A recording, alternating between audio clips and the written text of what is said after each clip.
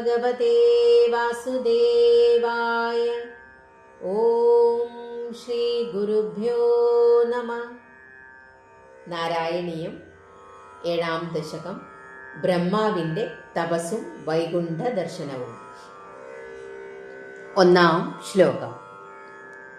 ഏവം ദേവ ചതുർദശാത്മക ജഗദ്രൂപേണ ജാതഃ പുനഃ തസ്യോർധം ഖലു സത്യലോകനിലയേ ജാതോസി ധാതാ സ്വയം. യം ശംസന്തി ഹിരണ്യഗർഭമഖില ത്രൈലോക്യ ജീവാത്മകം യോ ഭൂത്സ്ഫീതരജോ വികാര വികസന്നാനാസി സൃക്ഷാരസ.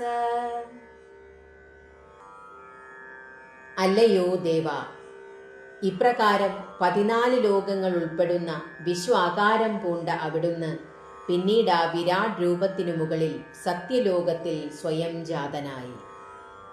ത്രിലോകത്തിൻ്റെയും ജീവാത്മാവായ അങ്ങയെ ഹിരണ്യഗർഭൻ എന്ന് വിളിക്കുന്നു. ഈ ഹിരണ്യഗർഭൻ വർദ്ധിച്ച രജോ ഗുണത്താൽ നാനാവിധത്തിലുള്ള സൃഷ്ടികർമ്മങ്ങൾ നടത്തുന്നതിൽ രസമുള്ളവനായി തീർന്നു. 2-ാം ശ്ലോകം. സോയം വിശ്വവിസർഗദത്തഹൃദയ സംപശ്യമാന സ്വയം ബോധം ഖൽവനവാപ്യ വിശ്വവിഷയം ചിന്താകുലസ്ഥസ്ഥിവാൻ താവത്വം ജഗദാംബതേ തപതപേത്യേവം ഹി വൈഹായസീ വാണീമേനമശിശ്രിവശ്രുതിസുഖാം കുർവം സ്തപപ്രേരണാം.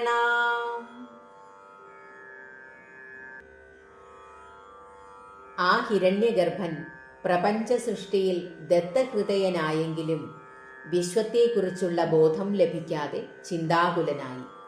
വിശ്വത്തിനു പതിയായ ഭഗവാനെ, അവിടുന്ന് ഇപ്പോൾ ബ്രഹ്മാവിനെ തപസ്സിന് പ്രേരിപ്പിക്കുന്നതിനായി തപ തപ എന്ന ശ്രുതി സുഖകരമായ അശരീരി കേൾപ്പിച്ചു. 3-ാം ശ്ലോകം. കോസൗ മാമവദത് പുമാനിതി ജലാപൂർണേ ജഗന്മണ്ഡലേ ദിക്ഷുദ്വീക്ഷ്യ കിമപ്യനീക്ഷിതവതാ വാക്യാർത്ഥമുത്പശ്യതാ ദിവ്യം വർഷസഹസ്രമാത്ത തപസാ തേന ത്വമാരാധിതാ തസ്മൈ ദർശിതവാനസി സ്വനിലയം വൈകുണ്ഠമേകാദ്ഭുതം. ആരാണ് തന്നോടിങ്ങനെ പറഞ്ഞതെന്ന് ചിന്തിച്ച് ജലപൂർണമായ ജഗന്മണ്ഡലത്തിൽ പല ദിക്കുകളിലേക്കും ബ്രഹ്മാവ് നോക്കിയെങ്കിലും ആരെയും കണ്ടില്ല. എങ്കിലും തപ തപ എന്ന വാക്യത്തിന്റെ അർത്ഥം ഗ്രഹിച്ച് ബ്രഹ്മാവ് 1000 ദിവ്യവർഷക്കാലം തപസ്സിൽ മുഴുകി. അപ്രകാരം ബ്രഹ്മാവിനാൽ ആരാധിക്കപ്പെട്ട അവിടുന്ന് സ്വനിലയമായ ഏകാദ്ഭുത രൂപമായ വൈകുണ്ഠലോകത്തെ ബ്രഹ്മാവിന് കാണിച്ചു കൊടുത്തു. ഹരേ കൃഷ്ണ.